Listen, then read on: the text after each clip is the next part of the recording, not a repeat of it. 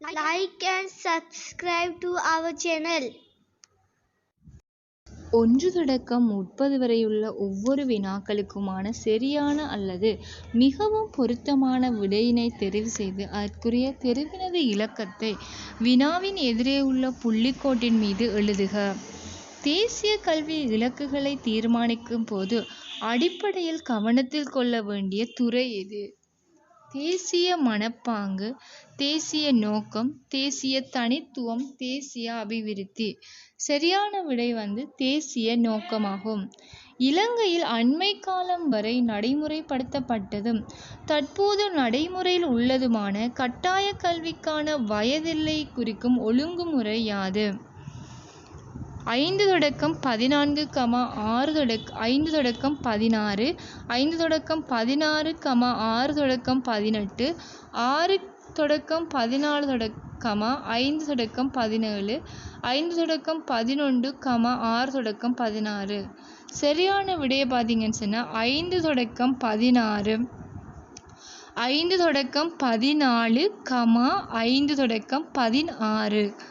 முதலாவது ஆன்சர்.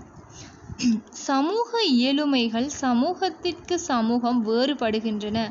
இன்றைய நவீன சமூகத்தின் கல்வி மூலம் எதிர்பார்க்கப்படுகின்ற சமூக இயலுமை. முதலாவது ஆன்சர் கொடுத்திருக்கு. எழுத்துக்களை வாசித்தலும் எழுதுவதற்குமான இயலுமை. 2வது செயலோடு இணைந்த எழுத்தறிவு. 3வது கலாச்சார எழுத்தறிவு. 4வது தொடர்பாடலுக்கான இயலுமை. சரியான ஆன்சர் செயலோடு இணைந்த எழுத்தறிவு. இதுதான் நவீன சமூகத்தின் கல்வி மூலம் எதிர்பார்க்கப்படுகின்ற சமூக இயலுமையாகும். செயலோடு இணைந்த எழுத்தறிவாகும்.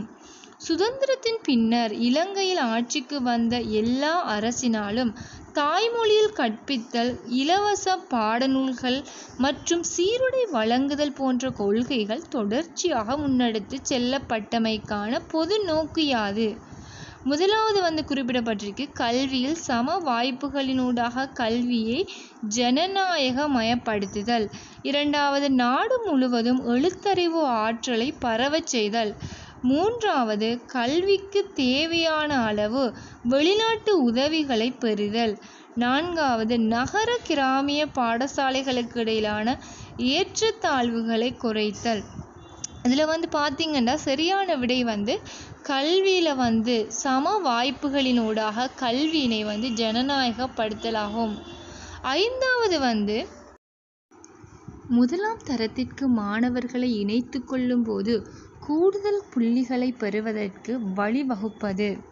வதிவிடம் மற்றும் பாதுகாப்பு சேவையில் ஈடுபடுதல். பிரதேசத்தில் வதிவிடம் மற்றும் பழைய மாணவராக இருக்கும் அடிப்படை. 3வது கல்வி நிறுவனங்களில் சேவையில் ஈடுபடும் அடிப்படை. 3வது வெளிநாடு சென்று திரும்பியவர்களின் அடிப்படை மற்றும் வதிவிடம். சரியான விடை 2வது பிரதேசத்தின் வதிவிடம் மற்றும் பழைய மாணவராக இருக்கும் அடிப்படை ஆகும். இதன் அடிப்படையில் முதலாம் தரத்திற்கு மாணவர்களை இணைத்து கொள்ளும்போது கூடுதல் புள்ளிகள் வழங்கப்படும்.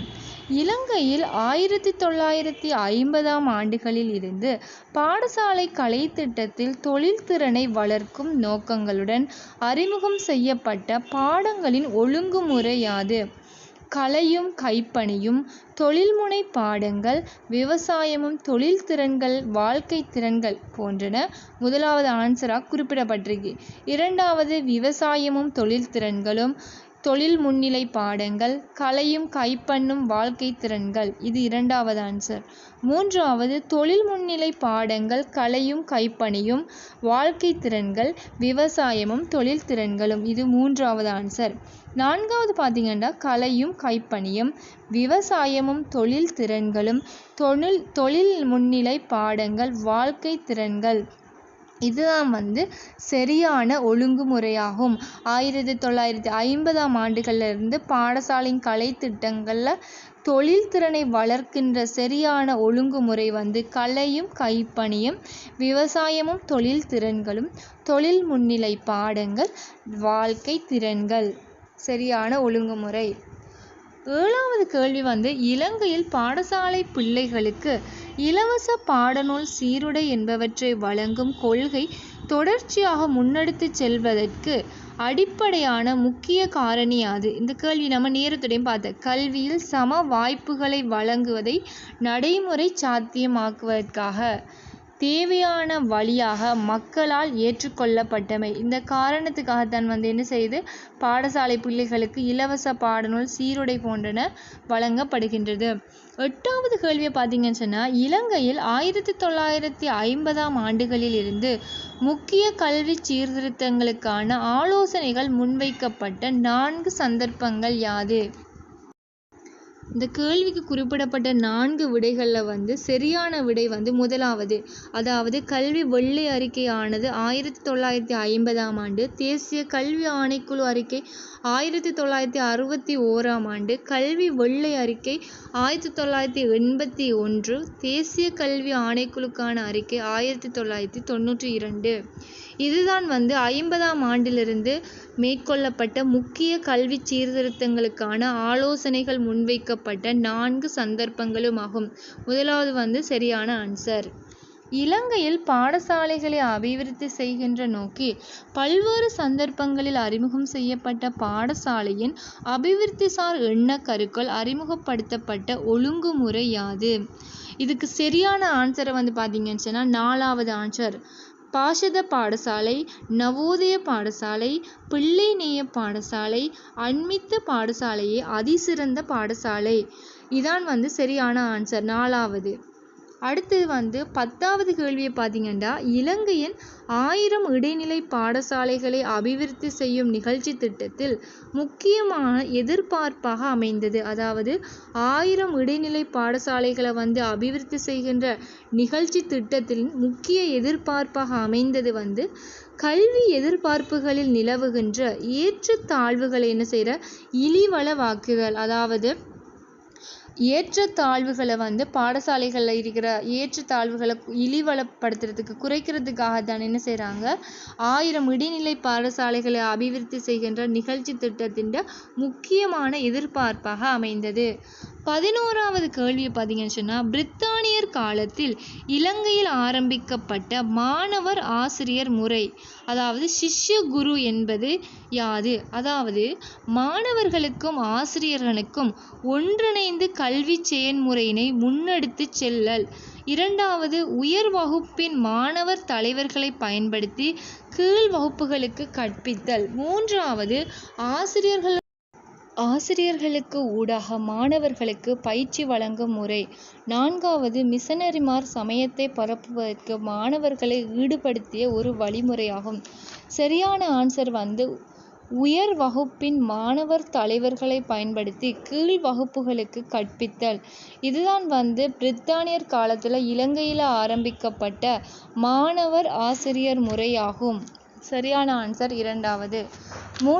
அடுத்தது பார்த்தீங்கன்னா 12வது கேள்வி, 1997ஆம் ஆண்டில் அறிமுகம் செய்யப்பட்ட இலங்கையின் கல்விக் கொள்கைகளுக்கு ஏற்ப ஆரம்ப கல்வியை கட்டமைப்பில் ஒழுங்கமைக்கப்பட்டிருந்த 3 பிரதான நிலைகள் யாது?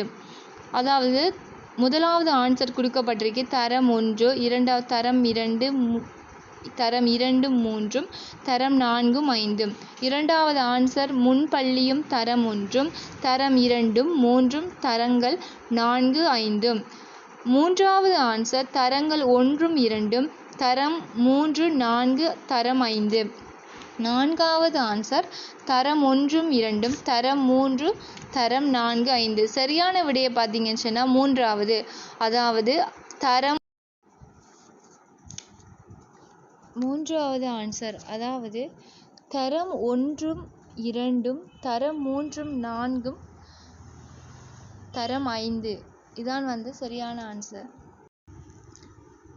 1972ஆம் ஆண்டு கல்வி சீர்திருத்தத்திற்கு ஏற்ப இலங்கையில் எல்லா தரங்களும் கொண்ட பாடசாலை ஒன்றில் நடைமுறைப்படுத்தப்பட்ட பாடசாலை கட்டமைப்பு. ஆரம்ப நிலை தரம் 1 தொடக்கம் 5, கனிஷ்ட இடைநிலை 6 தொடக்கம் 9, சிரேஷ்ட இடைநிலை 10 தொடக்கம் 11. இதான் 1972ஆம் ஆண்டு கல்வி சீர்திருத்தங்களுக்கு ஏற்ப இலங்கையில் உள்ள எல்லா தரங்களையும் கொண்ட பாடசாலை ஒன்றில் நடைமுறைப்படுத்தப்பட்ட பாடசாலை கட்டமைப்பாகும். இலங்கையில் பிரிவினா கல்வி கட்டமைப்புக்குரிய தற்போதைய நிர்வாக வகைகள் யாது? மூலிக பிரிவினா, மகா பிரிவினா, பிரிவின வித்யாலய. இதான் சரியான ஆன்சர். 14வதுக்கு முதலாவது ஆன்சர்.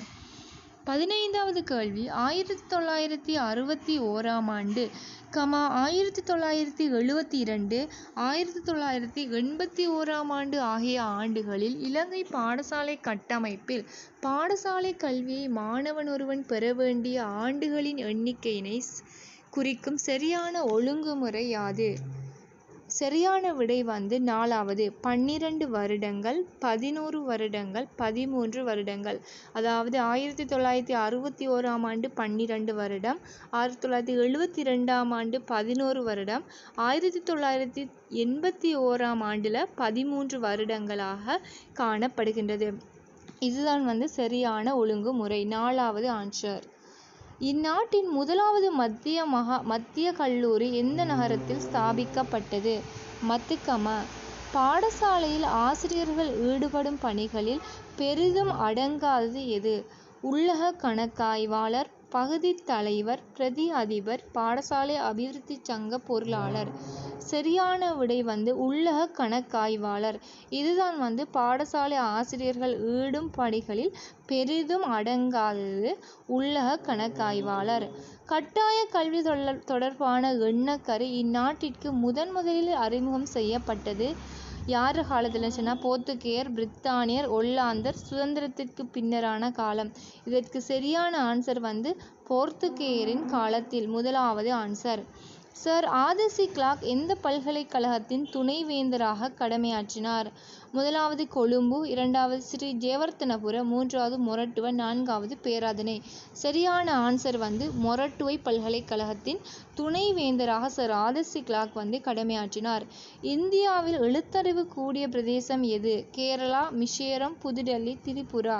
சரியான ஆன்சர் கேரளா. முதலாவது answer. Thank you to my video you watch. It's grateful to me. Bye.